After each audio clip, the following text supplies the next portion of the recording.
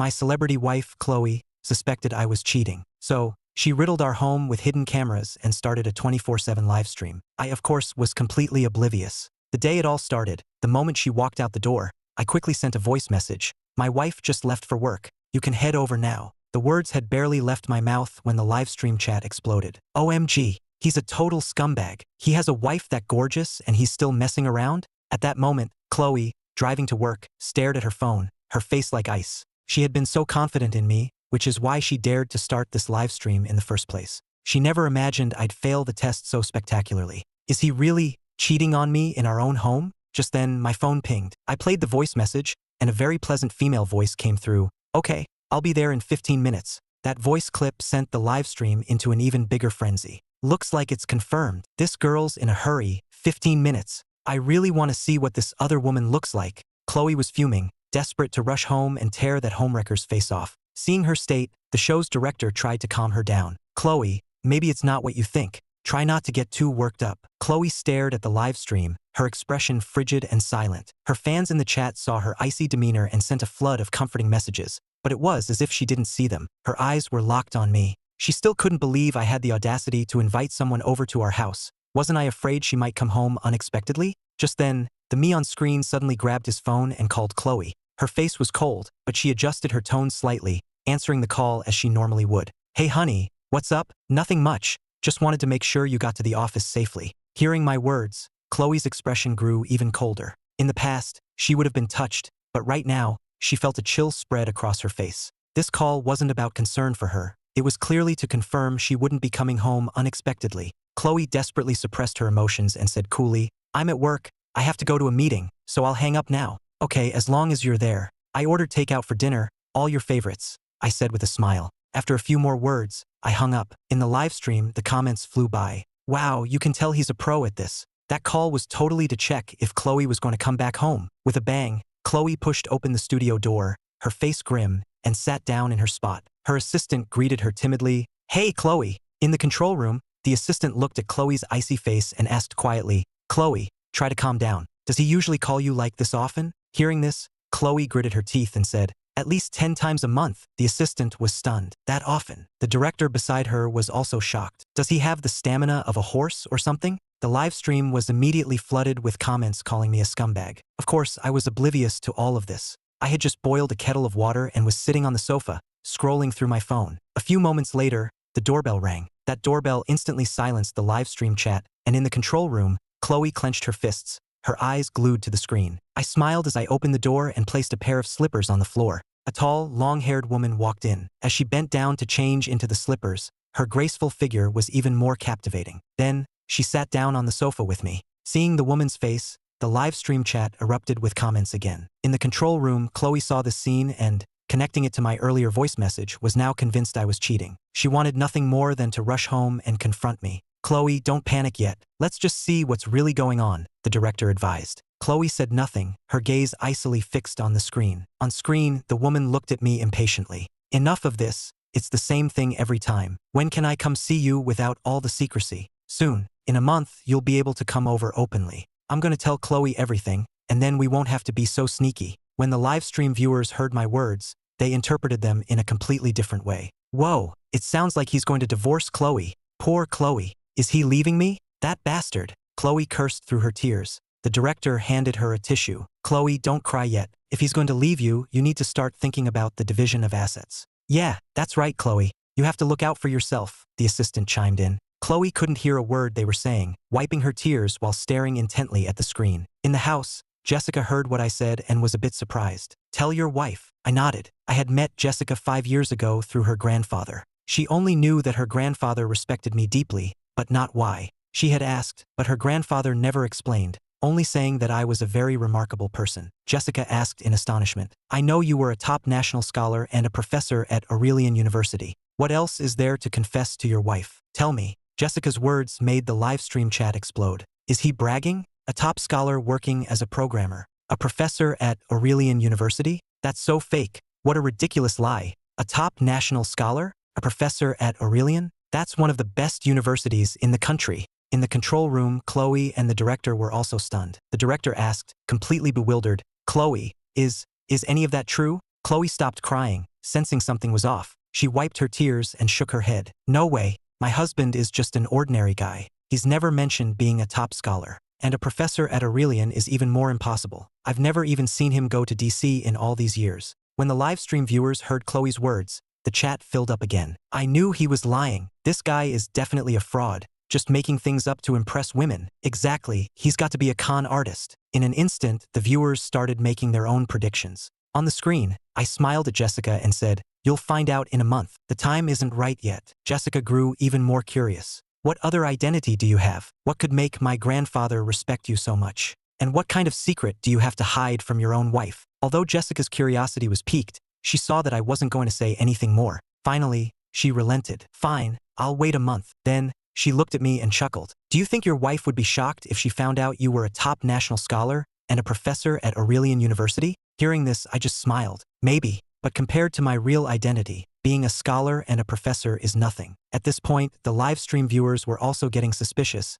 and many of them started searching online. In the control room, the show's director also began to investigate. After 3 minutes, he stared at the information on his computer screen and exclaimed, "It's true! He was the top national scholar in 2018. The information was immediately displayed on the live stream. Whoa, this is, my God, a top national scholar? This is insane. It's real. I found it too." Chloe was completely shocked, staring blankly at the words on the screen. He really was a top national scholar. The director continued his search and quickly found a video of a reporter interviewing me in 2018. In the video, the reporter asked me how it felt to be a top national scholar, and I calmly replied, "It was expected. I've always been a top student. Besides English, I've always gotten perfect scores in all other subjects." The live stream viewers were now watching the same interview. In the control room, Chloe was completely floored. Looking at my records and the interview, she had to admit it was all true. The director, like a curious child, turned to her and asked, "You've been married for 5 years, and he never once mentioned being a top student?"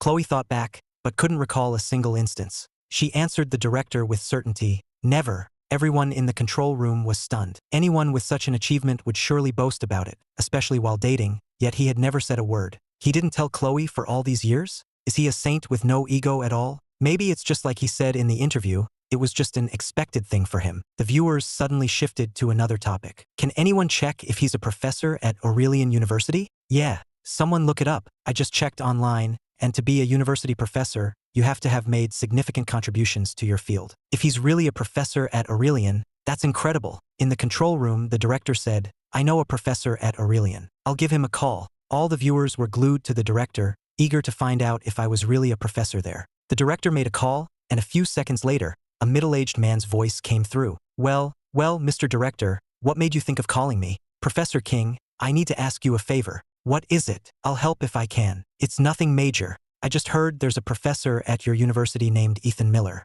I was wondering if you know him." "Ethan Miller? The name sounds familiar. Hold on, let me check." The sound of furious typing could be heard over the phone. After about 2 minutes, the man said, "Found him. There is indeed a professor named Ethan Miller. He became a professor 3 years ago. Looks very young in the photo." Because the director had the call on speaker, everyone in the live stream heard it clearly. "A professor at Aurelian University. It's true." The viewers were all in shock. In the control room, Chloe also found it hard to believe. Her husband of 5 years was a professor at Aurelian? How could this be real? Chloe then said to the director, "Can you ask him to send a photo? Maybe it's just someone with the same name." Less than a minute later, the director's phone buzzed with a message. It was a freshly taken photo of a personnel file, and the person in the picture was undoubtedly me. The identity of an Aurelian University professor was confirmed. Who is this guy? He's only 28. I almost forgot. Ethan is only 28. A 28-year-old university professor. The show's director was also stunned at this point. He had thought this episode would be fun, maybe discovering if I had a secret stash of cash or something. He never imagined that the show would uncover such a monumental secret identity.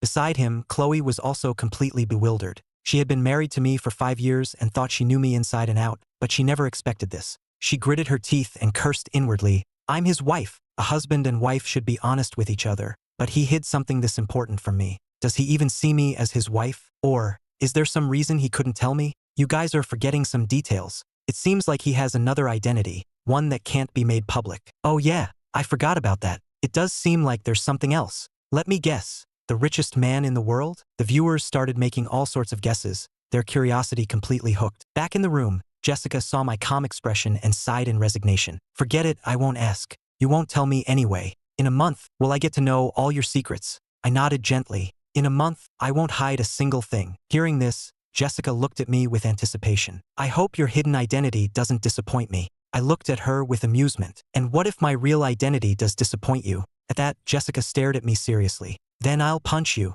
You can't get my hopes up just to let me down. No way. The viewers who heard our conversation couldn't stop laughing. This girl is great. She says whatever she wants. In the control room, Chloe heard our exchange, and her face grew even colder. From what she had seen, even though Jessica wasn't my mistress, the fact that a man and a woman were alone together, talking so freely, still made her very unhappy. You just wait, she thought to herself. When have you ever come over and I haven't made you something delicious? I chuckled. Jessica smiled contentedly. I've already ordered the ingredients. They'll be here soon. In truth, the main reason Jessica came to see me was to enjoy my cooking. Is your husband a good cook? The assistant asked curiously. Hearing this, a grim-faced Chloe gritted her teeth. Since we got married, that jerk has been in the kitchen exactly once. The dish he made was as salty as a pickle. I haven't let him near the kitchen since. Chloe's comment made the live stream even more lively. Haha, same here. I've never revealed my professional chef skills, so now my wife does all the cooking. Bro, my wife found my culinary certificate and beat me up. Now I'm the one who cooks every day. Chloe watched the comments, her face ashen. She remembered how when they were dating, she had told me everything without hiding a single thing, yet he had hidden so much from her. Before long, the doorbell rang. The ingredients had arrived. I glanced at Jessica. We're short on time, so I'll just make a few simple dishes. A clear consommé with bok choy, a shredded tofu soup, some lion's head meatballs, and braised pork belly. Sounds great. Jessica nodded eagerly. Although she would have loved more of my state dinner-level dishes, there clearly wasn't enough time. I took the ingredients into the kitchen, washed and prepped the vegetables, and then started on the first dish, the shredded tofu soup. I placed a block of silken tofu on the cutting board and began to shred it. This dish is the ultimate test of knife skills, requiring thousands of paper-thin tofu threads. At this moment, the live stream chat became even more active. Those knife skills are amazing. Ethan really looks like a professional chef. In the control room, Chloe watched my expert chopping and ground her teeth in frustration. Even though she wasn't a professional, after years of cooking, she could tell from my knife work alone that my culinary skills were top-notch. Seeing her reaction, the assistant laughed. Now you know Ethan can cook. He's been lying to you for years. How are you going to get back at him? Hearing this,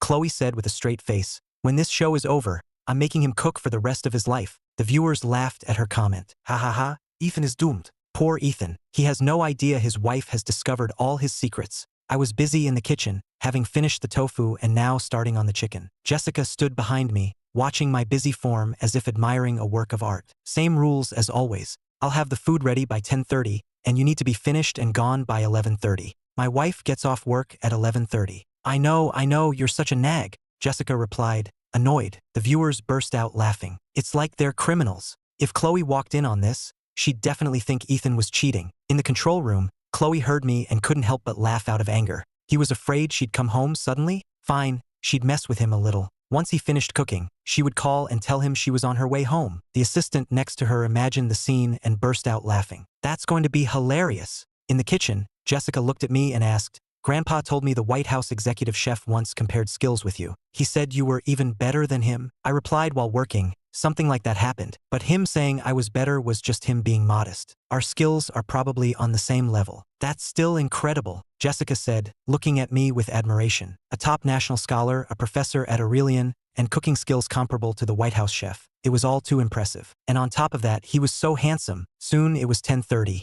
I had finished several dishes, all of which looked, smelled, and tasted delicious, making one's mouth water. I served a bowl of rice and handed it to Jessica. Hurry up and eat, then get going. Jessica rolled her eyes. Your wife isn't coming back. What are you so afraid of? I took a sip of water and said calmly, even though my wife doesn't come home for lunch, she sometimes comes back for a nap. Just eat quickly and leave. Holding her bowl, Jessica said, even if Chloe saw us, it wouldn't be a big deal, right? We're not doing anything wrong. I glanced at her. She'd have to believe that. At that moment, in the control room, Chloe picked up her phone and called me. Seeing her name on my screen, I immediately had a bad feeling. I answered, trying to keep my voice calm. What's wrong, honey? Chloe grinned and said, honey, the power went out at the office, so I'm getting off early. I'll be home in 10 minutes. Hearing that, I panicked. Okay, I'll wait for you. After hanging up, I nervously looked at Jessica, who was happily eating. Stop eating. Chloe will be back in a few minutes. What? Jessica panicked too. If Chloe saw her eating alone with me, it would be impossible to explain. I didn't have time to think. I rushed to the kitchen, grabbed some containers, and packed up all the food. Jessica frantically took the containers, quickly changed her shoes, and left. I immediately cleared the table, put away the dishes, and opened the windows to air out the room. After washing the dishes in 3 minutes, I finished the cleanup and sat on the sofa, panting. I checked the time and breathed a sigh of relief. Phew, just in time. That was close. At that moment, countless viewers in the live stream were laughing their heads off. In the control room, Chloe and the director also found it hilarious. Chloe, in particular, was laughing so hard she was shaking, feeling a sweet sense of revenge. But that wasn't enough. Chloe picked up her phone again. The next second, seeing Chloe's call, I was confused. "What's up, honey?" Chloe sighed. "Oh, honey, the power just came back on at the office. My boss wants me to go back to work." When I heard that, a million thoughts raced through my mind, but I had to pretend to be calm. "Oh, okay. I understand." Hearing my response, Chloe smiled. "Okay." After hanging up, she happily pumped her fists in the air. "Ethan must be so frustrated right now. He worked so hard on that food, and he didn't even get a single bite. Ha ha ha ha." In the control room, Chloe was now very happy. He had brought another woman home behind her back, and even though nothing happened, she was still angry. Now that she had messed with him a bit, she felt half of her anger dissipate. The show's director was also pleased. The episode's outcome was unexpectedly entertaining. He smiled at Chloe and said, "It's only the first day, and we've already discovered so many of your husband's secrets. Based on today, he probably has more, and we'll find them out in the next few days." Chloe's curiosity was piqued. What else was her husband hiding? Something that even Jessica didn't know? He didn't seem to care about being a top scholar or a professor. Not only were Chloe and the director speculating, but the countless viewers were also wondering, what other identity was he hiding, and why? At this moment, everyone was guessing if I had another identity. On the screen, I took out my phone, dialed a number, and put it on speaker. The call connected, and a middle-aged man's voice came through. "Professor Miller, what can I do for you?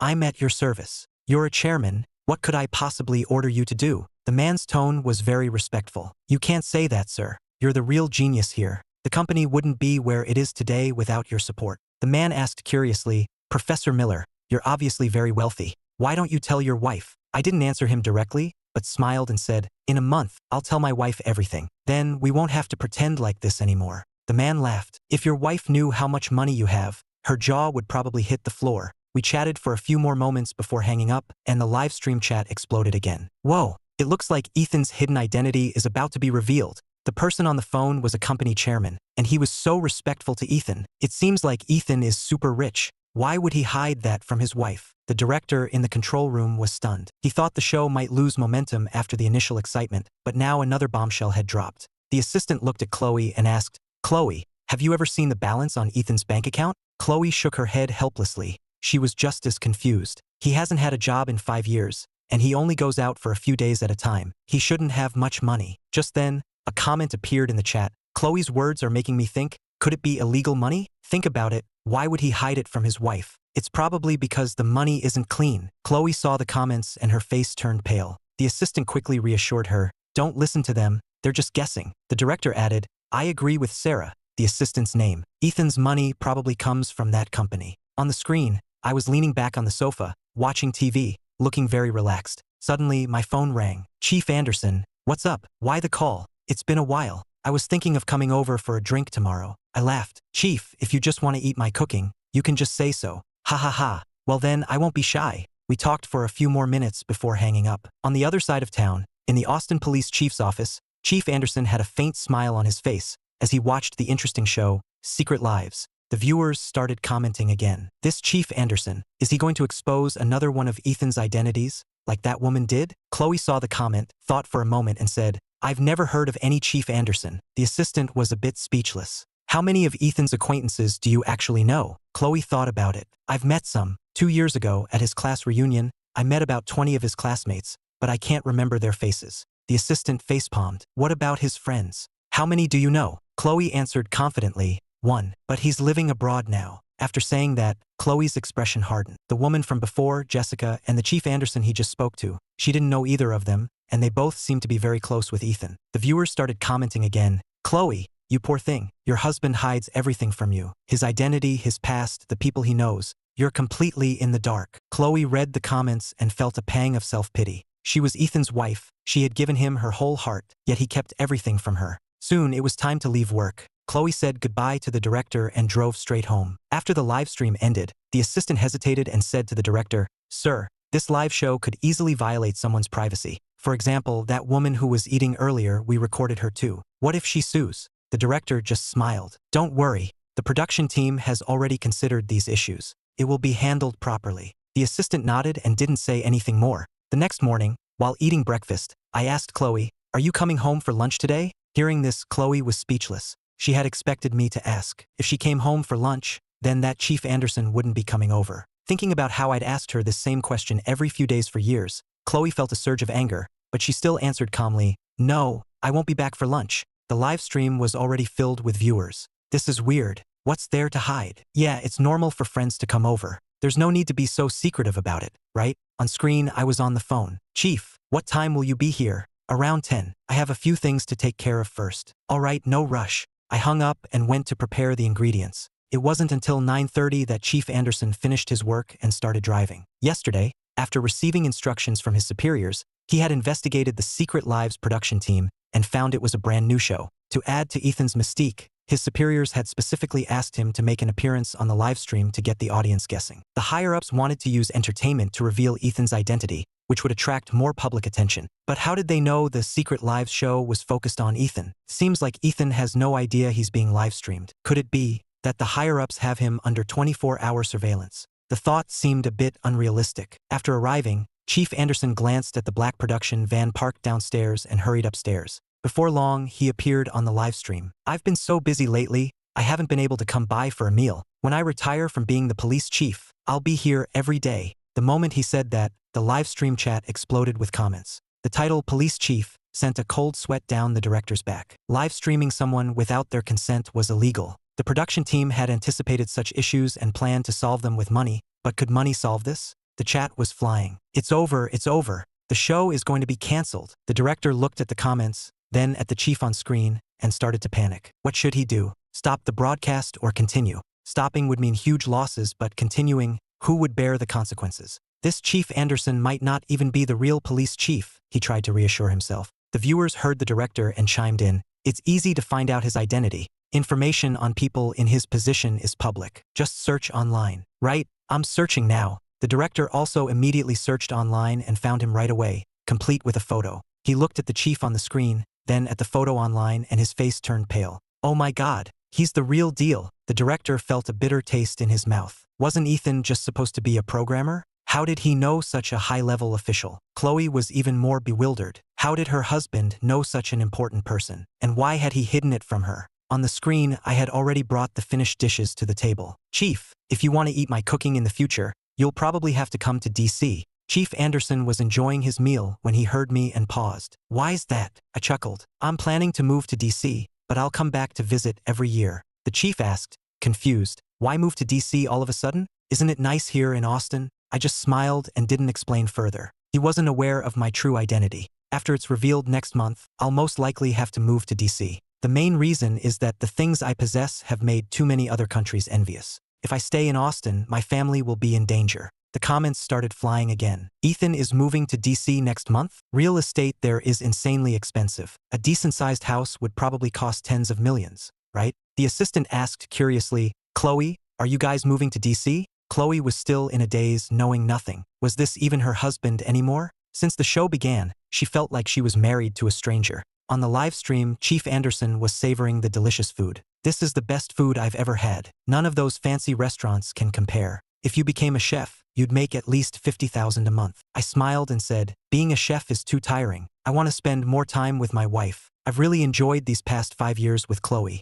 Now that my identity is about to be revealed, I'll have to focus on my work." The chief laughed as he ate. "Your wife doesn't know anything about your past, does she?" I nodded. "I've hidden it well. My wife is a bit of a romantic. She trusts me unconditionally." The chief laughed. "Would Chloe be shocked to find out you were a top national scholar and an honorary professor at Aurelian?" I smiled. "Maybe. Those 2 titles are nothing special." The chief was speechless. Nothing special? Well, compared to his other identity, he supposed they were. Suddenly, the chief remembered something. "Are you planning to hide this from your wife forever?" I shook my head. "Next month, I'll tell her everything." The chief seemed uncertain. "You're going to tell her about that too?" I nodded. A flicker of confusion appeared in the chief's eyes. For years ago, he had signed a non-disclosure agreement, forbidding him from revealing the identity of the young man before him. At the time, he had been puzzled. Did this identity really need to be kept secret? After the meal, Chief Anderson patted my shoulder and smiled. "Ethan, my boy, we've known each other for 10 years. If you ever need help with anything, don't hesitate to ask." After the chief left, the live stream became lively again. So the chief knows Ethan because he was a top national scholar. But from what they said, the chief clearly knows about Ethan's other identity. I thought he was going to spill it. This curiosity is killing me. In the production van, the director was debating whether to stop Chief Anderson and apologize. After a moment of indecision, he picked up his phone and called the show's backer. However, before the director could finish, the person on the other end cut him off. "I understand. Just do your job. I'll handle it." After hanging up, the director breathed a sigh of relief. In the control room, Chloe stared at the screen, growing more and more confused. On screen, I was lying on the sofa watching TV, looking bored. I wanted to go out, but nothing seemed interesting. Plus, because of my identity, there was a team of people secretly protecting me 24/7. Suddenly, my phone rang, and I answered it immediately. President Grant. President Grant laughed on the other end. "My granddaughter says the scenery around your place is lovely. I'm thinking of visiting tomorrow, and I'll stop by your place for a couple of drinks first." Couldn't help but smile wryly. Another one coming for a free meal. After I hung up, the viewers started commenting again. "Can't hear the other side of the call, but Ethan said he's going to the airport to pick someone up. Could it be another big shot?" In the control room, Chloe was confused again. Someone else was coming to the house? The next morning, after the same routine of questions, Chloe left the house with a dark expression. As she got into the elevator, she felt a knot in her stomach. Even though she had expected it, it still bothered her. At 10 in the morning, in the main hall of the Austin airport, an energetic elderly man in a traditional suit was standing and waiting. Just then, a tall figure ran towards him. "Grandpa!" The old man saw that it was Jessica. "You've been in Austin for almost 5 days now, haven't you? Have you been going to Ethan's for free meals again?" Jessica was speechless. "No, I only went once, and his wife was suddenly coming home, so I got scared and ran off with the takeout box without even finishing my food." The old man laughed heartily. "Come on, let's go to Ethan's. He's probably busy in the kitchen right now." Jessica was even more exasperated. "Grandpa, why didn't you tell me earlier? I already made reservations at a restaurant, and my friend is waiting for me there." Meanwhile, the viewers on the live stream were idly scrolling through the chat. "Where's the guest? Why aren't they here yet? I've been waiting forever." They were all dying to know who today's visitor was, but there was still no sign of anyone. Just then, there was a knock at the door. Everyone heard the doorbell on the live stream, and then saw me walk out of the kitchen. The viewers instantly perked up. "Damn, I've been watching since 8 a.m. They're finally here." Everyone in the control room also snapped to attention, their eyes fixed on the screen. A middle-aged man in a suit stood at the door. He didn't look like an ordinary person. "Professor Miller, long time no see." The man seemed a bit reserved upon seeing me. The viewers saw this and started commenting. "This guy looks like a successful businessman. Why is he acting so humble in front of Ethan?" In the control room, the assistant looked at the man, feeling like he looked familiar, but she couldn't place him. Chloe also stared at the screen, curious. She felt like the man was acting like a subordinate in front of her husband. Seeing Mr. Davis's posture, I sighed. "You don't have to be like this. You're 20 years older than me and the chairman of a company with tens of thousands of employees. Why are you always so formal?" The live stream chat exploded. The assistant was completely bewildered. "What? The chairman of a major corporation is bowing to Professor Miller." As for Chloe, she was even more stunned. She knew her husband was mysterious, but seeing a chairman bow to Ethan with her own eyes was a huge shock. On the screen, Mr. Davis still looked very reserved. His gaze towards Ethan was complex. In his heart, Ethan was not just someone he admired, but also his family's savior. For years ago, his daughter was diagnosed with cancer, and the doctor said she had less than a year to live. As a father, he was heartbroken and desperate, watching his daughter suffer. Just then, he received news that gave him hope. A clinical trial was recruiting 100 patients to test a new drug specifically for cancer. So he enrolled his daughter. Later, after undergoing the treatment, his daughter's condition miraculously improved, and the cancer cells were completely eliminated within 2 weeks. Afterwards, he learned that the person who had cured cancer was named Ethan Miller,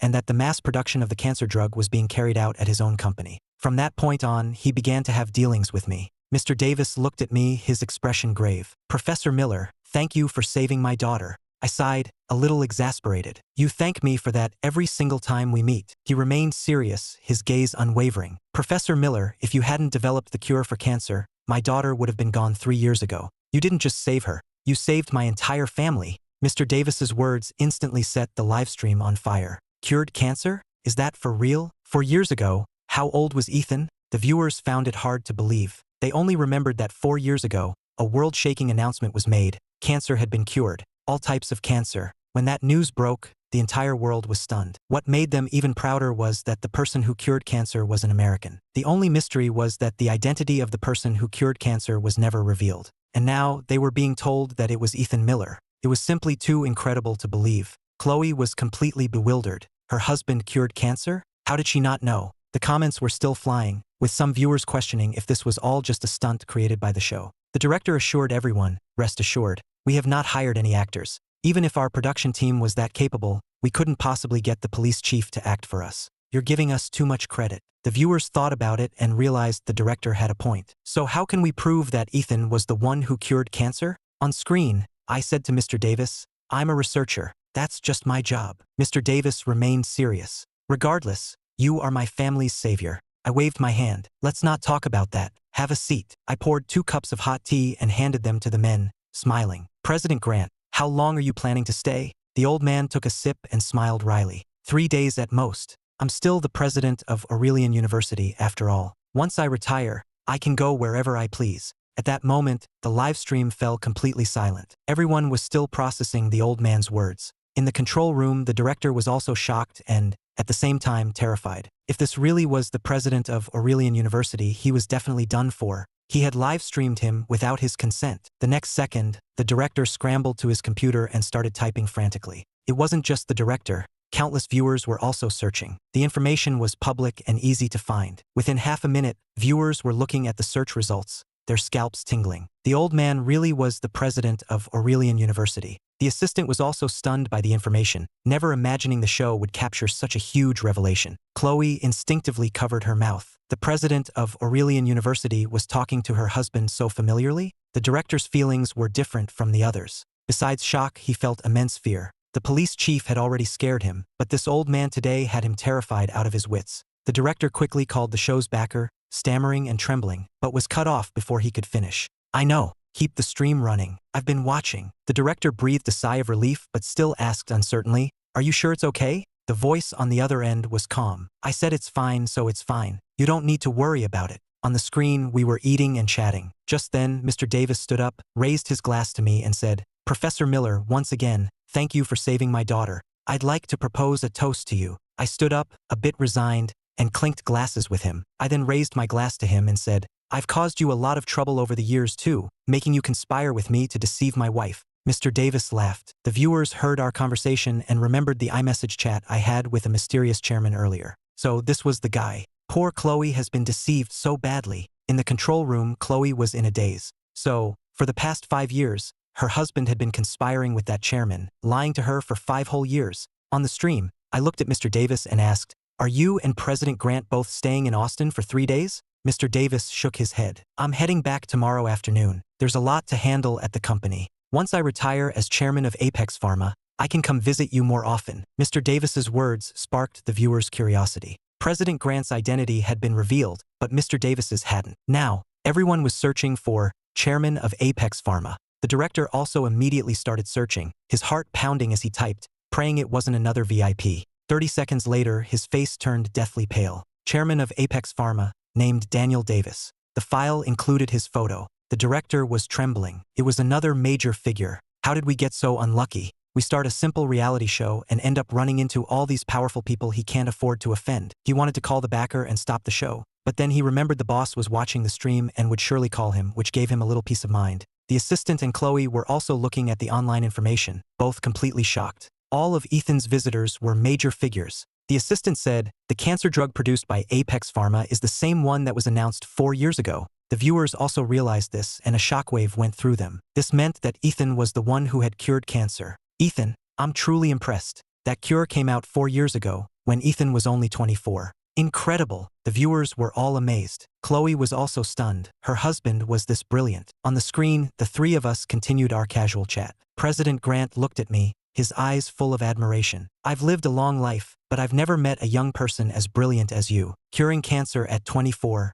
There aren't many your age so dedicated to research. I shook my head gently. Everyone has their own path. Some want to make a lot of money, some want to be famous, and others just want a simple life. In the research world, There are others my age who are just as dedicated. President Grant nodded and then asked curiously, "So, what is your dream?" I smiled, my expression turning serious and my tone firm. "My dream is simple. I want to make healthcare affordable for everyone. I want humanity to no longer suffer from disease. I didn't finish my last sentence. Halfway through, I realized I couldn't say the rest to President Grant and Mr. Davis. They only knew I had cured cancer. They were unaware of my other research achievements. I couldn't reveal a single word without permission from my superiors. Hearing what I did say, their expressions turned solemn, and their eyes filled with awe. In this day and age, how many people's dreams were to make healthcare affordable and free humanity from suffering? In that instant, I became something truly great in their eyes. They thought about the capitalists who funded research and developed drugs solely for profit. Some were even worse, deliberately choosing slow-acting, long-term treatments when they could have developed quick cures. For capital, it was all about the money. At this moment, the number of viewers on the live stream had surpassed 700,000. Hearing my words, they were filled with a deep sense of respect and admiration. Some of the viewers who used to mindlessly follow celebrities now felt foolish. Why had they idolized celebrities? An unsung researcher like Ethan was the real star they should be following. In the control room, the assistant was also deeply moved. He looked at Chloe and said, "Chloe, you have to take good care of Professor Miller, so he can focus on his work." The director nodded in agreement. "Yes, exactly. A man like him needs a supportive wife to take care of him." The viewers heard the director and assistant and started sending similar comments. Chloe read them and was a bit speechless. She had been planning to take care of her mysterious husband tonight, but now that everyone was saying this, it felt strange. Chloe looked at the comments and smiled. "Don't worry, everyone. Even if you didn't say it, I'd take good care of my husband." At the same time, in the shadows, some people were quietly making phone calls. "Bruce, I know who cured cancer." The foreign man on the other end of the line asked urgently, "Who is it?" The caller's lips curved into a smile. Less than a minute later, his phone pinged with a payment notification. He then chuckled into the phone. "His name is Ethan Miller. He's 28 and currently lives in Austin, Texas. Just search for the show Secret Lives on TikTok and watch the live stream." 28 years old? Do you think I'm an idiot? A 28-year-old cured cancer. Bruce's tone turned icy. The caller replied calmly, "It's all true. See for yourself if you don't believe me." Then he hung up. On the live stream, 700,000 viewers paid their respects. But while countless fans were excited, hidden contacts from foreign organizations were making calls. Soon, orders were being issued from all over the world. However, I, who was happily drinking with President Grant and Mr. Davis, was completely unaware. After a few rounds, both of them were a little drunk. Seeing they were getting tipsy, I quickly got up, took 3 pills from a drawer, and gave one to each of them. "What's this?" they asked, looking at me in surprise. I smiled. "It's a sobriety capsule. It can eliminate the alcohol in your system within half an hour." Hearing this, they stared at me in shock. "You're saying this pill can make you completely sober in 30 minutes? I nodded. "More or less." "No way!" they exclaimed, stunned. The live stream chat was once again filled with comments. "That's amazing. I need that pill. I work at a nightclub and have to drink until I puke every night." In the control room, the assistant and the director's eyes lit up. That pill was incredible. They both had a lot of business dinners and often had to drink. With a pill like this, they could drink as much as they wanted. Everyone wanted to know where they could buy these capsules. President Grant looked at me, shocked, and asked uncertainly, "Did you develop this sobriety pill?" I nodded and smiled. "Just a little something I came up with in my spare time." "No way!" the viewers exclaimed in disbelief. "A little something he came up with in his spare time? If this was mass-produced, it would make a fortune." A few of the viewers were pharmaceutical executives, and hearing about the pill's powerful effects, they all started crunching numbers. If they could get their hands on the formula, they would make so much money. On the other end, the assistant excitedly asked, "Chloe, can you sell me a few of those pills?" Chloe was also stunned. Her husband not only cured cancer but also invented a sobriety pill. "Chloe?" the assistant called out again when he saw she was distracted. Chloe snapped out of it. "If there are any left, I'll bring some for you tomorrow morning." The director beside her shyly added, "I'd like a few too." The comments started flying again. Chloe looked at them and shrugged helplessly. "I can't do anything about it. I doubt there are many left at home." The viewers immediately started making demands. "We strongly demand the sobriety capsule be brought to market. Hospitals need this too. It could save people who are dying from alcohol poisoning." Chloe looked at the comments and said, "That's up to my husband. Besides, the show is still running and won't end until the end of the month." The viewers heard this and became curious. "By the way, now that so many people know Professor Miller cured cancer, he'll probably find out he's being live-streamed in a day or two, right?" In the control room, the director laughed at the comment. "Professor Miller probably won't find out about the live stream anytime soon. We've blocked viewers from the same city, so people in Austin can't see our stream for now. What if a news alert pops up on his browser, or he sees it on TV? The director saw this comment and his heart skipped a beat. That's right. The person who cured cancer being revealed was a huge story. It would definitely be on the news. If it was on TV, there would be no hiding it and the show couldn't continue. But then again, they had already uncovered this man's incredible identity. There probably wasn't much left to expose. With that thought, the director smiled. If Professor Miller finds out, it just means our first episode has come to a successful conclusion. On the screen, I heard President Grant and Mr. Davis's exclamations and was a bit taken aback. Two such distinguished men using such language. Take the pill first, I said, pouring them each a glass of water. 10 minutes later, President Grant said in amazement, I feel much more sober already. Me too. President Grant looked at me and gave a thumbs up. You're the real deal. I felt a bit embarrassed. Compared to the cancer cure, the sobriety pill was nothing. Mr. Davis looked at me and asked, Professor Miller, are you planning to mass-produce the sobriety capsule? I nodded. Yes, it can be mass-produced. There are many situations where it could be useful, but we'll have to discuss the specific partnership next month. Mr. Davis replied happily, Okay, no rush. We'll follow your lead. The viewers were thrilled to hear that the sobriety capsule would be mass-produced. Finally, I won't have to drink until I puke every night, a girl who worked at a nightclub commented excitedly. On the screen, I was still chatting with President Grant and Mr. Davis. At 1 p.m, my phone suddenly rang. I glanced at it and answered, Mr. Sullivan, what's up? Why the call? Mr. Sullivan laughed on the other end. Professor Miller, I just landed. I'm in town on business and was hoping to visit you tomorrow. I could only reply, sure, come on over. President Grant and Mr. Davis are here too. The voice on the other end sounded confused. President Grant? Mr. Davis. President Grant is the president of Aurelian University. You should know him. Mr. Davis is the chairman of Apex Pharma. Hearing this, Mr. Sullivan was surprised. Daniel Davis is there too? Then I'll visit tomorrow morning. After I hung up, Mr. Davis asked curiously, who was that? I smiled wryly. A colleague of yours, Michael Sullivan. You probably know him, right? Mr. Davis chuckled. Oh, it's him. We're old acquaintances. Seeing my weary expression, Mr. Davis asked, what's wrong? It's nothing. It's just that since I got married, I've been pretending I can't cook, but these past few days, I've been cooking nonstop. Mr. Davis immediately suggested, why don't we go to a hotel tomorrow? That way you won't be so tired. No, I waved my hand. A guest is a guest. I have to be a good host. Besides, the food at a hotel isn't as good as mine, and it's nice to just chat and relax at home. Hearing this, President Grant laughed heartily. Then this old man is in for another treat tomorrow. We chatted until 5 p.m. Knowing Chloe would be home soon, President Grant and Mr. Davis quickly took their leave. I sat on the sofa, slowly savoring the fine tea President Grant had brought. Just then, my phone rang again. I saw the caller ID Director Evans and got straight to the point. Director Evans, what's the matter? Director Evans chuckled on the other end. Professor Miller, I'm officially informing you of something. I hope you're prepared. My expression turned serious. What is it? The director's tone became more serious. I've received orders from above. At the beginning of next month, when your identity is revealed, your latest research achievements will also be made public. In the live stream, the comments started pouring in again. Who is Professor Miller talking to? Why does he look so serious? I can't hear the other side. This is killing me. I thought all of the professor's identities had been revealed, but it feels like there's still more. There can't be another identity, can there? No matter how brilliant he is, his age is a factor. In reality, the viewers didn't think there could be any more hidden identities. The ones already revealed were incredible enough. They were mostly still watching to see how Chloe would take care of me when she got home tonight. In the control room, Chloe had already planned out how she would attend to her husband, and she couldn't wait to get home. Now, she felt an urge to worship her husband. It wasn't even 5:30 yet, and to Chloe, time was crawling. Every second felt like an eternity. The viewers seemed to notice Chloe's eagerness and started teasing her. Is Chloe totally idolizing Professor Miller right now? Is she feeling excited? Chloe saw the comments,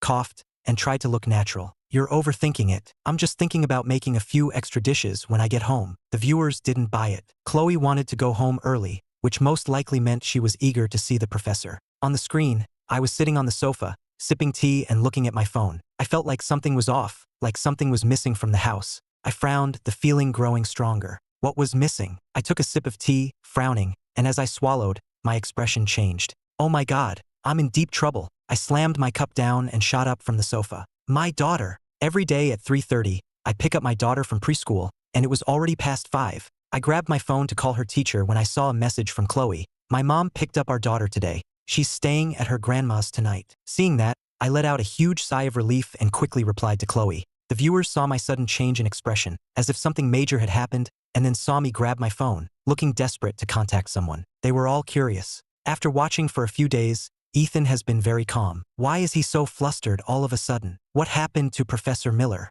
Who is he messaging? Chloe received my message and felt a mix of exasperation and amusement. She knew I would forget to pick up our daughter, which is why she had arranged for her mom to get her in the afternoon. She had wanted to properly attend to her husband, but with their daughter around, it was always a bit restrictive. Chloe glanced at the chat and explained, Ethan was messaging me. He forgot to pick up our daughter from school. The viewers burst out laughing. Is that even his biological daughter? Ha ha ha. Where's the kid now? Shouldn't he call the teacher? Chloe chuckled. My parents picked her up. She's staying at their place tonight. I get it. Ha ha ha. Understood. Looks like there's going to be a storm tonight. The viewer's reaction was even bigger. Chloe saw them teasing her, but surprisingly, she didn't blush. Instead, she turned to the director and said, when I get home, I'm turning off the cameras. The director chuckled. All right. The assistant also gave her a knowing look. At 5:40 p.m., when I saw my wife come home, I quickly stood up from the sofa. Did Grandpa and Grandma miss their granddaughter? Chloe didn't answer,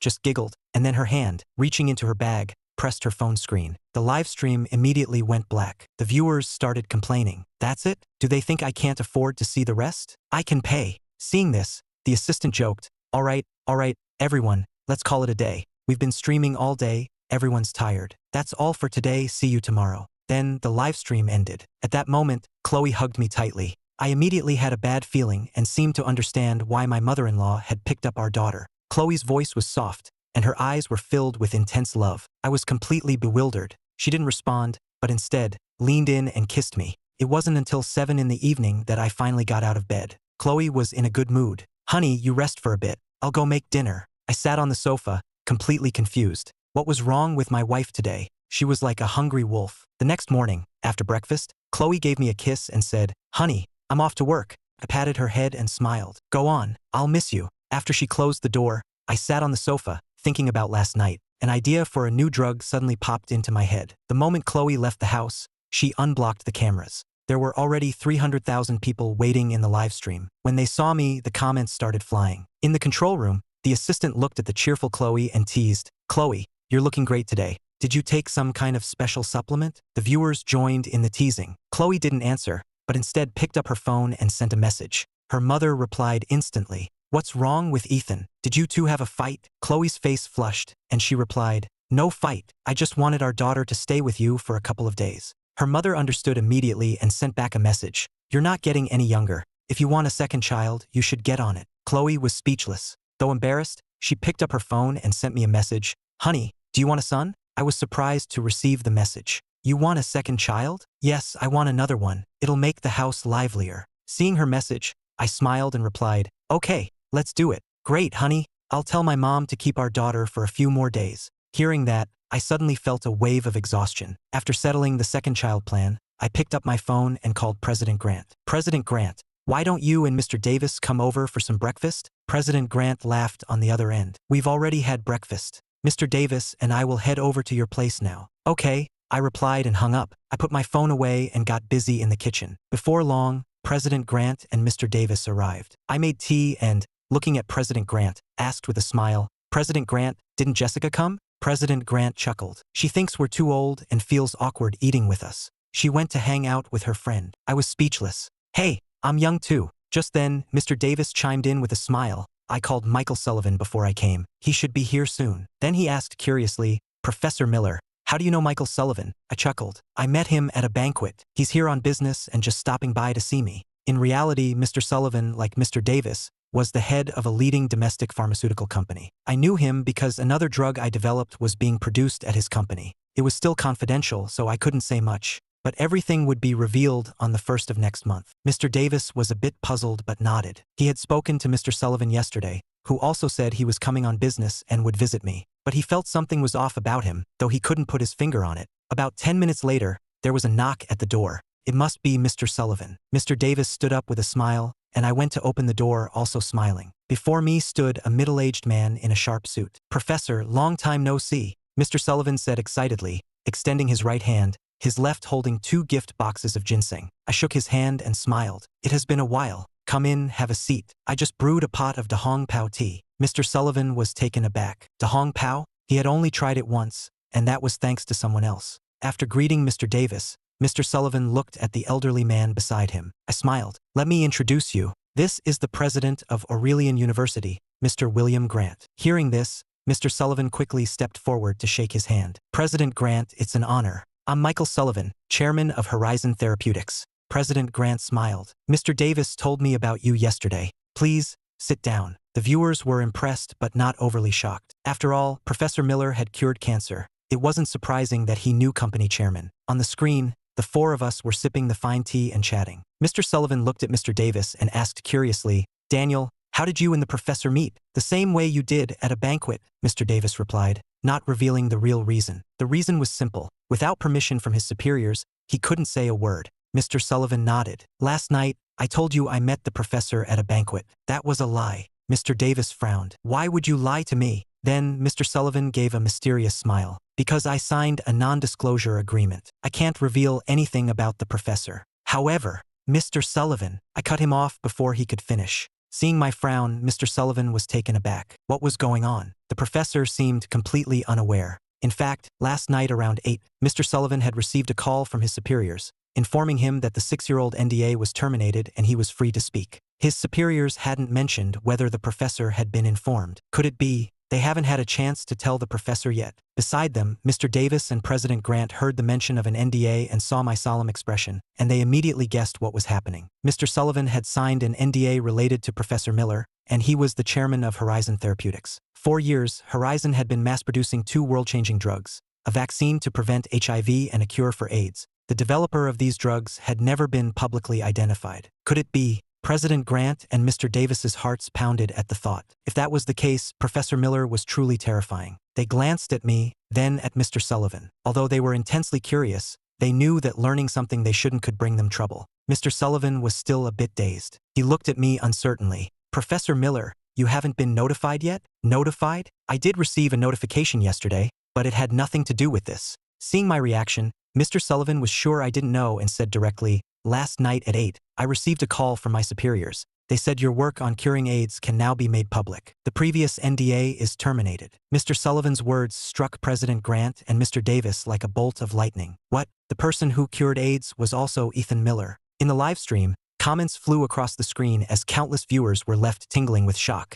AIDS and cancer were 2 of the world's greatest medical challenges. Cancer was one thing. At least in the early to mid stages, there was a chance of a cure, and even in late stages, miracles could happen. But AIDS was completely different. The HIV virus replicated and mutated endlessly. Over 200 different HIV vaccines had been developed in the past, and all had failed in clinical trials. 3 years ago, the United States made a groundbreaking announcement. AIDS had been completely cured. At first, many were skeptical, but as more and more patients were cured, the doubts slowly faded away. My God, this is insane. Professor Miller cured AIDS too. In the control room, the assistant and the director were also stunned. Ethan Miller was just too brilliant. Chloe's mouth had been hanging open this whole time. The director beside her was already searching online, primarily looking up Mr. Sullivan's identity. From what he could find, Michael Sullivan was the head of Horizon Therapeutics, and the HIV vaccine and cure were produced there. Furthermore, the photos of him online matched the man on the livestream perfectly. This meant that Ethan Miller had, in fact, cured AIDS.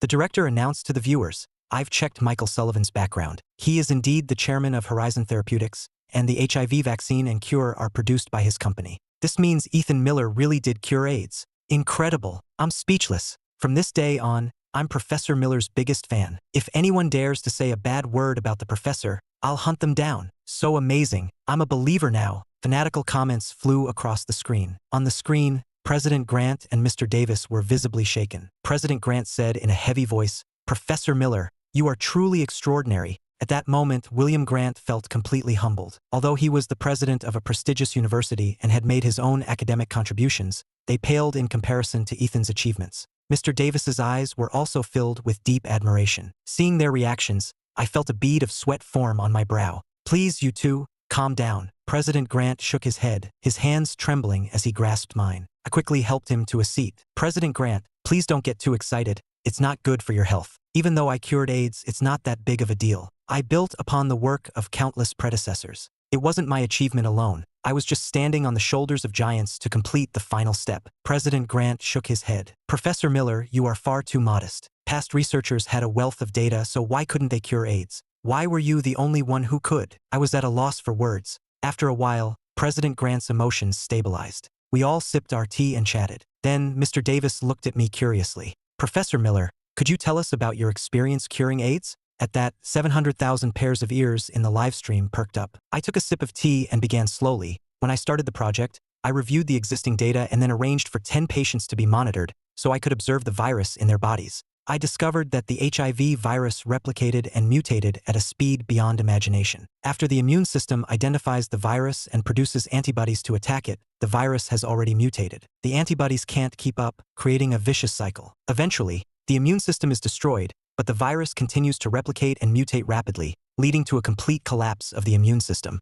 Everyone listened intently as I continued, treating it like a casual conversation. In short, the goal was to strengthen the immune system so that it could identify the virus faster than it could replicate and mutate. That was the approach for developing the drug. The vaccine was a bit different. HIV mutates randomly without any pattern, which took a lot of effort to overcome. Professor Miller, you're truly brilliant. Please, I waved my hand, exasperated. Let's not talk about this anymore. Let's chat about something else. I was getting a little tired of President Grant's constant amazement. In the live stream, the comments started pouring in again. Professor Miller is so humble. It's hard to believe the person who cured 2 of the world's deadliest diseases is so modest. Amazing. By the way, with over 1 million people in this chat, has anyone here had AIDS? Just then, some comments appeared. I had it. It's no big deal now since I'm cured. It's a sad story. 10 years ago, I was out and met this really forward woman. I thought it was my lucky day, but later I found out she was HIV positive and was intentionally spreading it. If it weren't for Professor Miller, my life would have been ruined. My story is similar to the one above. I advise everyone to be careful out there.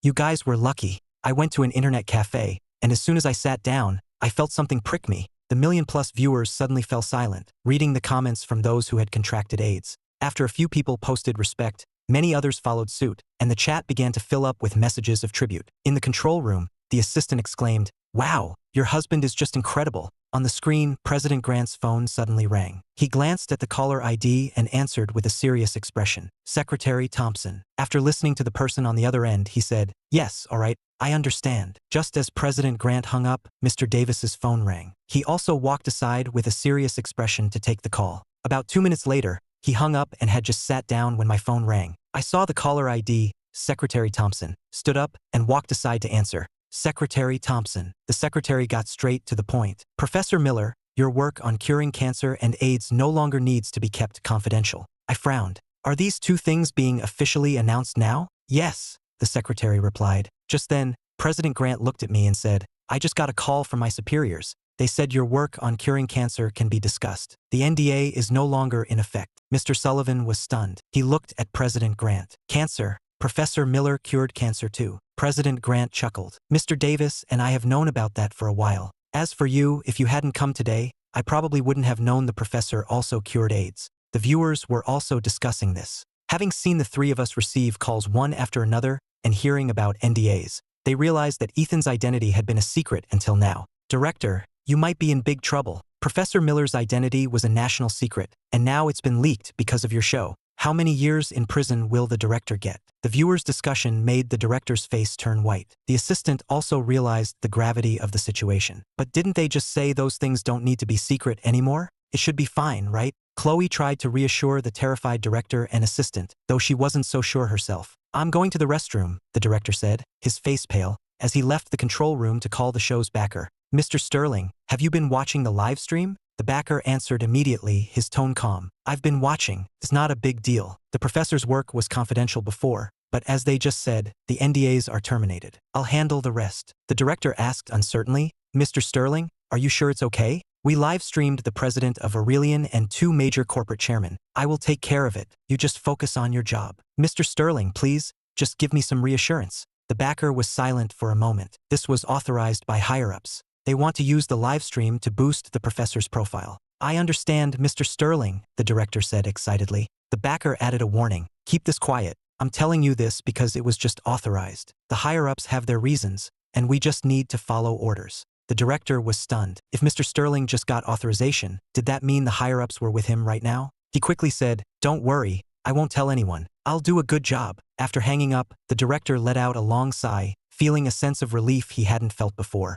All his worries vanished. When he returned to the control room, the assistant looked at him anxiously. "Director, is everything going to be okay?" The director smiled. "I just spoke to the backer. Mr. Sterling said it's fine. If the professor's identity couldn't be revealed, we'd be done for. But since it no longer needs to be a secret, we'll be okay." On the screen, the four of us were eating and talking. Mr. Davis looked at me and asked a question that had been on his mind. "Professor Miller, did you develop the cure first? Or the vaccine?" His curiosity was justified. Normally, if a cure for AIDS was successfully developed, there would be no need for a vaccine. President Grant also looked at me, curious. I chuckled. "I developed the drug first, then the vaccine. Logically, once you have a cure, there's no need for a vaccine. I wanted to develop the vaccine partly to challenge myself, and partly to make more money." Make more money? President Grant and Mr. Davis were confused. Couldn't he make money with the cure? Mr. Sullivan smiled. "Think back to when the drug and vaccine were launched. At the time, we claimed the cure was difficult to mass produce, so it was only supplied domestically,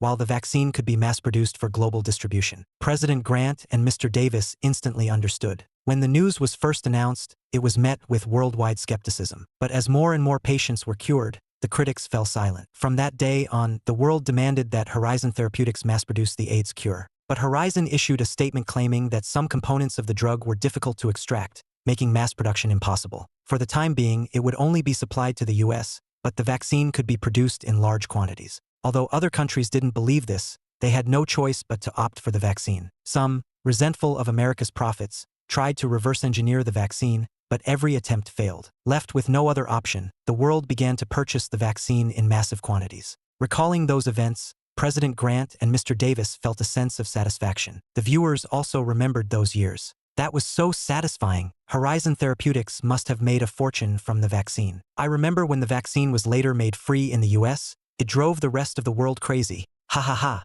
Serves them right. Yeah, it was a brilliant move. 1.5 billion doses, all free. Our country is amazing." The director and assistant were also excited, as they had both lived through that time. Americans got the vaccine for free, while foreigners had to pay $1,000 a dose. Chloe also smiled. It was hard to describe her feelings, but in short, she felt incredibly proud. On the stream, President Grant and Mr. Davis both gave Mr. Sullivan a thumbs up. "That was well done." Mr. Sullivan shook his head and smiled. "It was actually the professor's idea." I explained, "I was tired of their practices. Plus, their drugs were sold at a higher price here, so I set the vaccine price at $1,000 a dose." Mr. Davis then asked curiously, "What's the production cost of the vaccine?" Mr. Sullivan smiled and held up 3 fingers. Mr. Davis guessed, $30? Mr. Sullivan nodded with a grin. "You got it. $30 cost, $970 profit." "That much?" President Grant looked at Mr. Sullivan in shock. The viewers were so stunned they could only type OMG in the chat. That profit margin is insane. Besides the US, there are billions of people in the world. Even if only a fifth of them get vaccinated, the market is huge. Horizon Therapeutics must be rolling in money. Brilliant. Absolutely brilliant, Mr. Sullivan. But as great as he is, Professor Miller is even greater. All hail the professor. Not all of the million viewers were American, and for them, this was even harder to swallow. Another group felt even worse. Those who had once been American citizens but had since emigrated to other developed countries. When they first left, they were proud, feeling superior. Now, seeing the country they had left behind thriving so much, they felt a bitter unease, like dumping someone only to find out years later that their ex was doing much better than them. It was a complicated feeling. The most frustrating part was that life abroad wasn't as great as they had imagined. But there were no do-overs. They could never get their American citizenship back. They were now foreigners. And to the people in their new countries, they weren't truly local either. Most saw them as immigrants. On the stream, we continued to eat and talk, the conversation growing more and more animated. Mr. Sullivan was a bit of a talker, and with the alcohol, he became the life of the party. Mr. Sullivan laughed. "I saw the latest sales figures the other day. We've sold 3 billion doses of the vaccine. I think we've pretty much saturated the market. I've discussed it with the board, and we've decided to stop selling the vaccine and start selling the cure." President Grant asked curiously, "How are you planning to price the cure?" Mr. Sullivan smiled and held up 1 finger. $10,000 a box. To be cured, you need 3 boxes. President Grant thought for a moment. With so many people abroad already vaccinated, not many will buy the cure. Mr. Sullivan nodded. "Not too many, but there are still a lot of AIDS patients in other countries. There will still be plenty of buyers." Mr. Davis asked, "What's the cost of 1 box of the cure?" Mr. Sullivan chuckled. "Not much. $530. President Grant and Mr. Davis were stunned. A cost of $530 and a price of $10,000. A profit of over $9,000. Seeing their expressions, Mr. Sullivan smiled faintly. The drugs those foreign pharmaceutical companies sell us have even higher profit margins. We're only selling it for $10,000 a box. That's very reasonable. By the way, the professor was involved in setting the price. Hearing this, I chuckled. I made the final decision on the price. It's high, but who's to blame when foreign companies sell us their drugs at exorbitant prices? I'm a scientist, and while some say science should have no borders, and I agree with that sentiment, but while science may have no borders, scientists have a country. I am a scientist, and more importantly, I am an American scientist. At this, the viewers started commenting again. That pricing is perfect. $30,000 to cure AIDS is probably acceptable for most. A certain country's drug costs $200 to make and sells for over $70,000. If it were me, I'd price it at $100,000. They take advantage of us, so we should give them a taste of their own medicine. Among the 700,000 viewers, there were some dissenting voices. A few foreigners were furious to hear that the cure was so cheap to produce yet sold for so much. The cost is so low, but the price is so high. When a scientist cures a disease, the drug should be affordable. I agree. The drug should be sold for around $400 a box.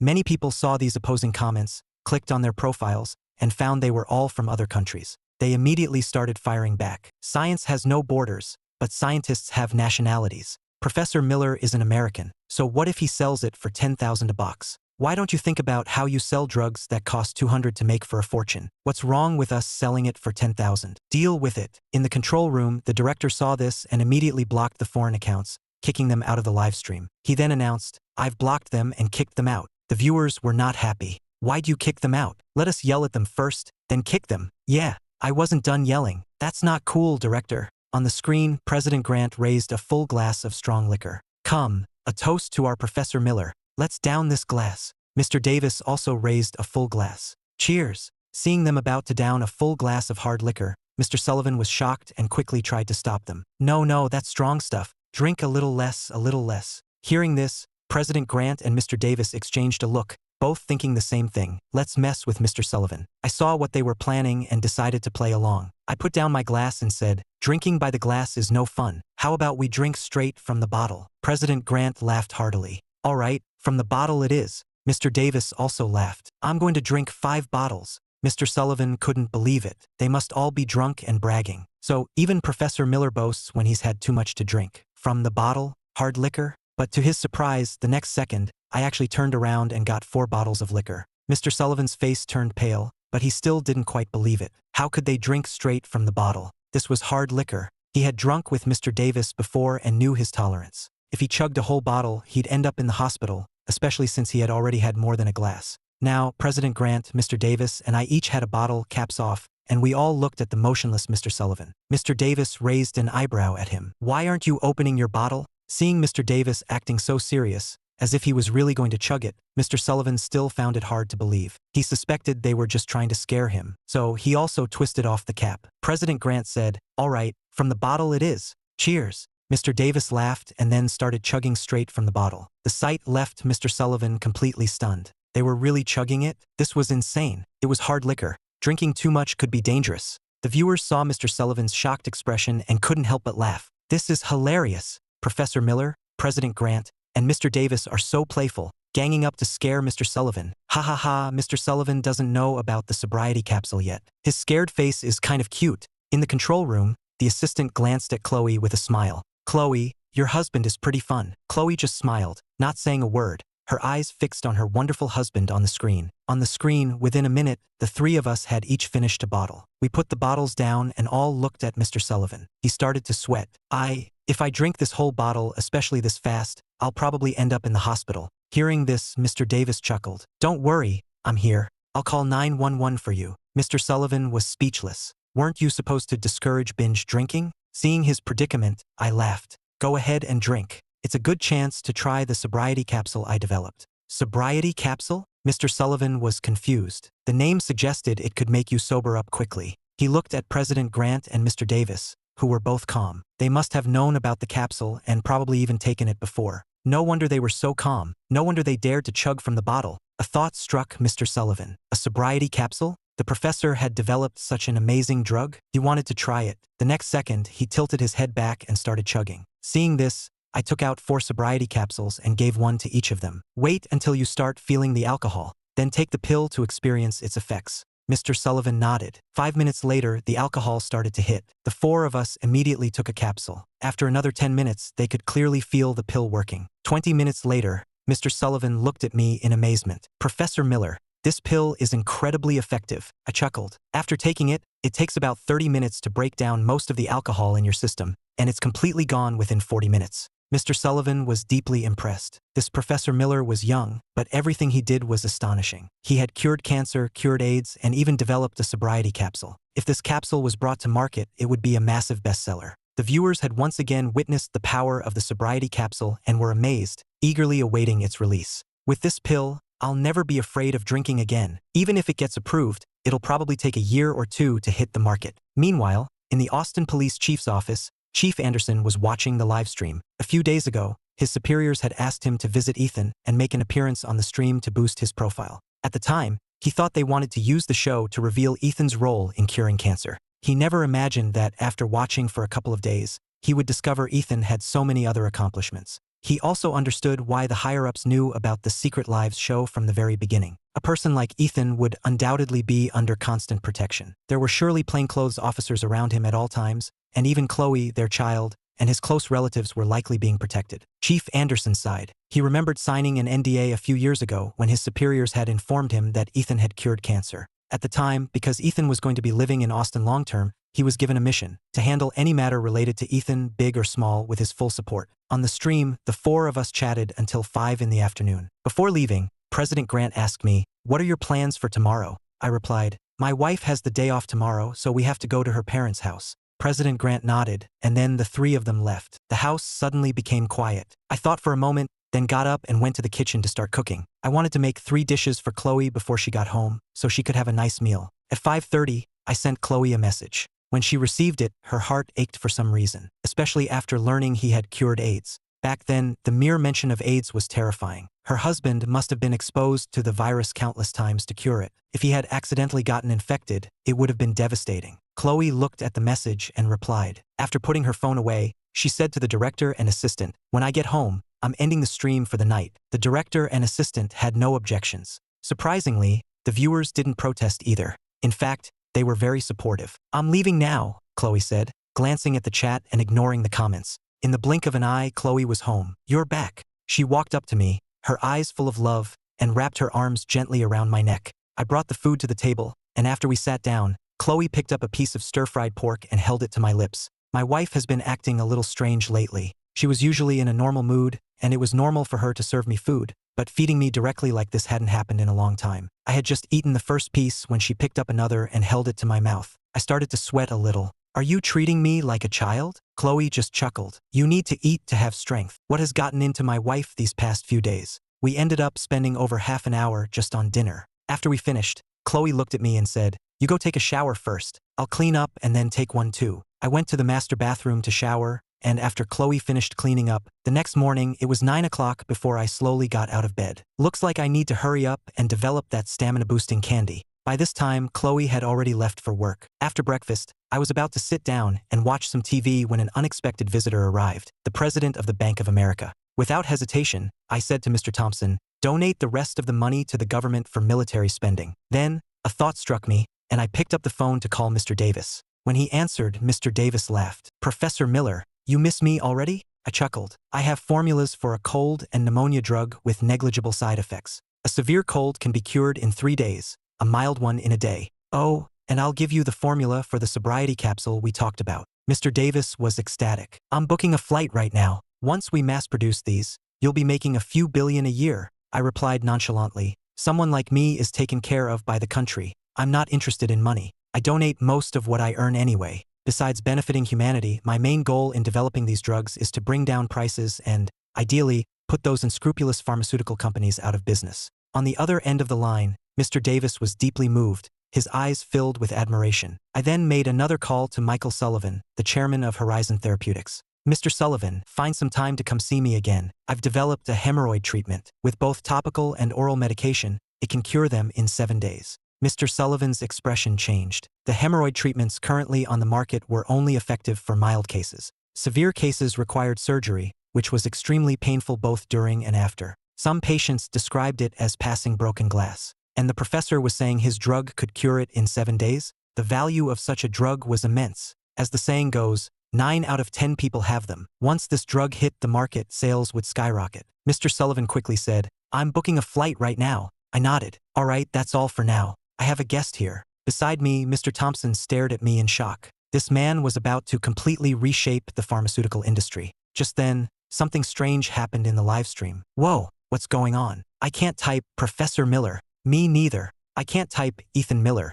not even with symbols in between. In the control room, the director and his team saw the comments and were startled. They couldn't type Ethan Miller? The 3 of them tried and found it was true. "Try it on iMessage," the assistant suggested. He then sent a message to Chloe containing only the name Ethan Miller. A second later, Chloe stared at her phone and frowned. "I really didn't get it." The assistant was confused. His phone said the message was sent successfully. At that moment, everyone realized what was happening. The higher-ups had intervened. Then, another viewer commented, "I can't type the name of the show now either. What's going on? I just asked my mom to search for it, and she couldn't find it." What the viewers didn't know was that, in the outside world, a major announcement was being made in the news. In the control room, just as the director was about to call the backer, he received a message from Mr. Sterling. "Continue with the show." The director looked at the message and asked the question on his mind. "What's happening? A lot of people can't find the live stream, and the professor's name is blocked. The higher-ups have stepped in. From now on, no new viewers can join the stream, but existing viewers can come and go as they please. You don't need to worry about anything else. Just keep the stream running. Oh, and pay close attention to the news for the next couple of days." "Okay." The director put his phone away and announced to the viewers, "I've just received an update. The issue with the show's name and the professor's name is due to intervention from the higher-ups. Viewers who have already joined the stream can come and go freely, but no new viewers will be able to join." The viewers all had a look of understanding. So, the higher-ups were involved. But why would they do this? Professor Miller had cured so many diseases. Shouldn't they be trying to increase his exposure, not limit it? The director was also confused and could only say, "Everyone, keep an eye on the news lately. Maybe you'll find the answer there." On the other side, Chloe's mother had been in a state of shock for the past 2 days. She desperately wanted to ask her son-in-law about it in person, but given the situation, if Ethan found out he was being live-streamed, the show would probably have to end. Then, an idea struck her, and she picked up her phone to call my mother. The call connected quickly. "Hello, it's been a while. Is there a reason for your call today?" Chloe's mother composed herself and asked,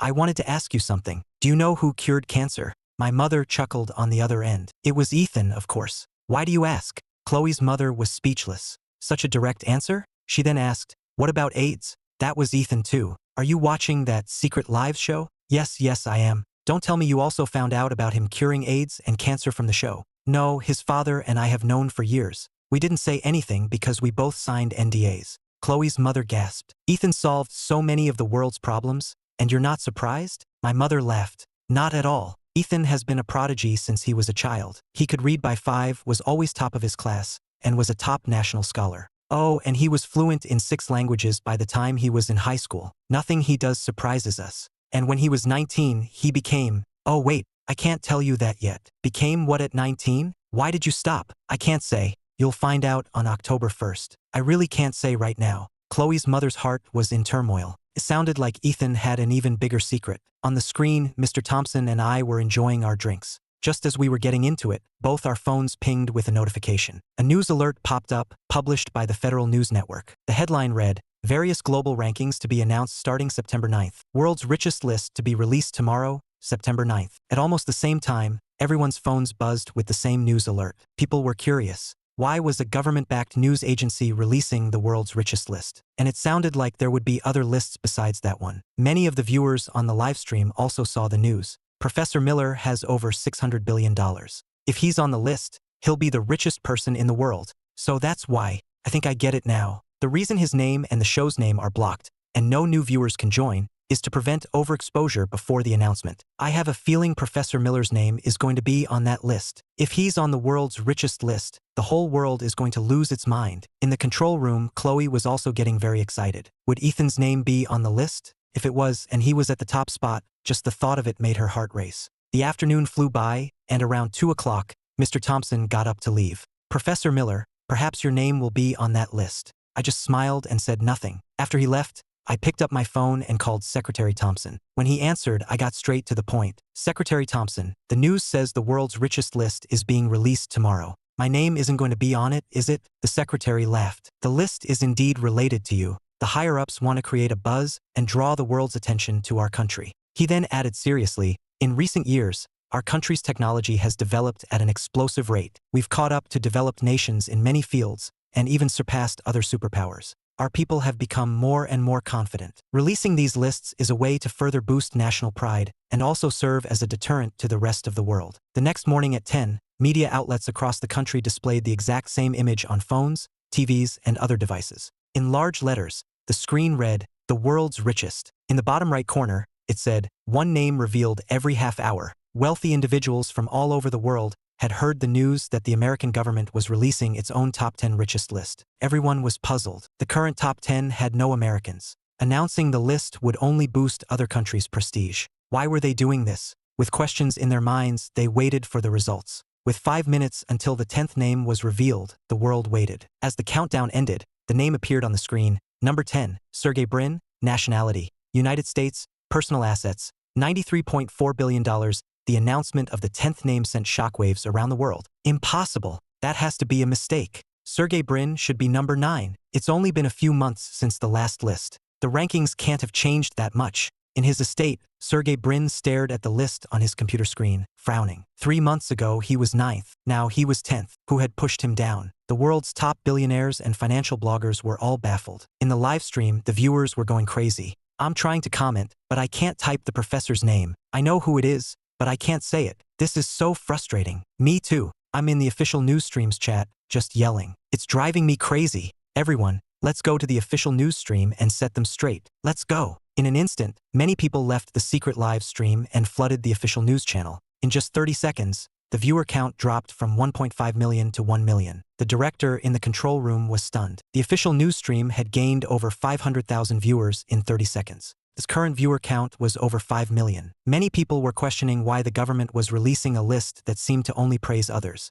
What's the point of this? Exactly. They should stop this announcement. Just then, the chat was suddenly spammed with the same comment. They're releasing this list because the richest person in the world is an American, someone you would never imagine. The uninformed viewers saw the spam and were confused. Is this for real? Many people started asking, you're saying the richest person is an American? Who is it? Yeah, tell us, who is it? Those who knew the truth wanted to say, but all the keywords were blocked. They couldn't say it even if they wanted to. It was infuriating. The official stream then revealed the 9th name, number 9, Larry Page, nationality, United States, personal assets, $97.2 billion.